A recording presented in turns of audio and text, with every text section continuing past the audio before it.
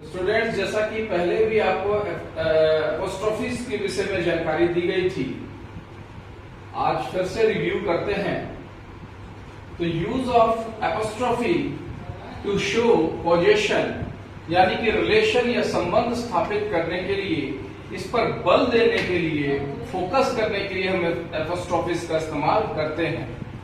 जैसे कि एग्जाम्पल आप पहले से जानते हैं है कि शिवम्स का ये जो साइन है एपोस्ट्रोफी है, और आप देखेंगे कि दूसरा जो हमारा उदाहरण है वो है द कार ऑफ शिवम। अब दोनों में अंतर क्या है?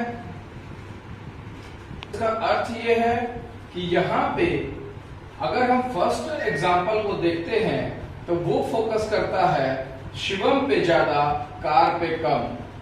दूसरे हमारे एग्जाम्पल में वो फोकस करता है कार पे ज्यादा, शिवम पे कम, जबकि दोनों के मीनिंग सेम निकलते हैं कि गाड़ी शिवम की है यहां भी और यहां भी।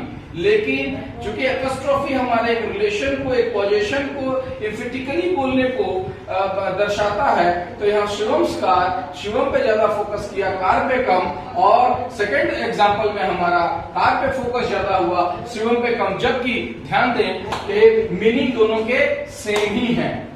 अच्छा, अब है कि कहां पे इसको किस तरीके से हम इस्तेमाल करें। तो रूल एक जान लीजिए कि with singular nouns we use apostrophe followed by S. ठीक है, अभी चूंकि स्पेस कम है, हम अभी आपको फिर से दिखाते हैं कि सिंगुलर में और प्लूरल में और कुछ शब्द ऐसे होते हैं जो ऑलरेडी, जैसे और बहुत सारे शब्द ऐसे हैं जिसके लास्ट में ही एस है, तब वहां पे एपोस्ट्रोफीज का यूज कैसे करें अभी हम जस्ट देखेंगे। एक बड़े ही सरल तरीके से जाने, आप देखें दो एस है, एक एस के पहले एपोस्ट्रोफी है और दूसरे में एस के बाद एपोस्ट्रोफी है। दोनों में अब बहुत ज्यादा दिमाग लगाने की जरूरत नहीं, चूंकि आपको पहले भी बताया जा चुका है। तो हम देखेंगे इसको बड़ा ही सरल तरीके से जान लीजिए कि जो सिंगुलर होगा उसमें हम और एक चीज ध्यान देना है कि जो शब्द एस से खत्म नहीं होता वहां, और सिंगुलर है वहां, हम एस के पहले एपोस्ट्रोफी का यूज कर लेंगे, और दूसरा जो प्लूरल शब्द होंगे और या तो ऐसे शब्द जो एस से खत्म होते होंगे उसमें हम एपोस्ट्रोफी एस के बाद लगा देंगे। तो ये बहुत ही कॉमनली सिंपल तरीके से आपको बता दिया। तो स्टूडेंट्स, आपको ध्यान में रखना है इस चीज को। देखा सिंगुलर और प्लूरल की। अच्छा, अब कुछ शब्द मैंने जो कहे थे, जैसे कि जीन्स, एक भी जीन्स है तो आप जीन तो नहीं कहेंगे, जीन्स कहेंगे, और आपके पास बहुत सारे तो भी आप जीन्स कहेंगे।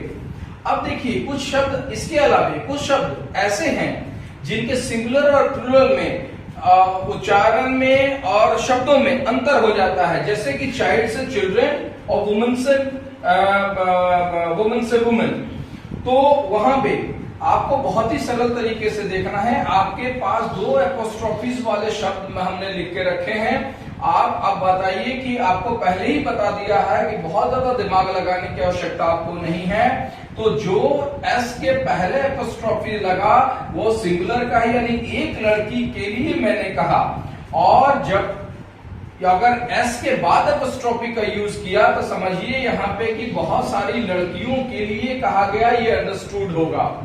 ठीक है, और ऐसे शब्द के साथ भी हम एपोस्ट्रोफी एस के बाद लगाएंगे जिन शब्दों के में एस से उसकी खत्म होती है, वो अक्षर जो है, शब्द जो है वो एस से खत्म होते हैं, और दूसरे अभी जो बताया कि जिनके प्लूरल फॉर्म के शब्द ही थोड़े बदल जाते हैं, जैसे कि चाइल्ड से चिल्ड्रन और वुमेन से वुमेन। ठीक है, तो वहां पे हम एपोस्ट्रोफी पहले लगा देंगे एस के, क्योंकि चिल्ड्रंस, तो चिल्ड्रन अपने आप में एक बहुवचन का शब्द है।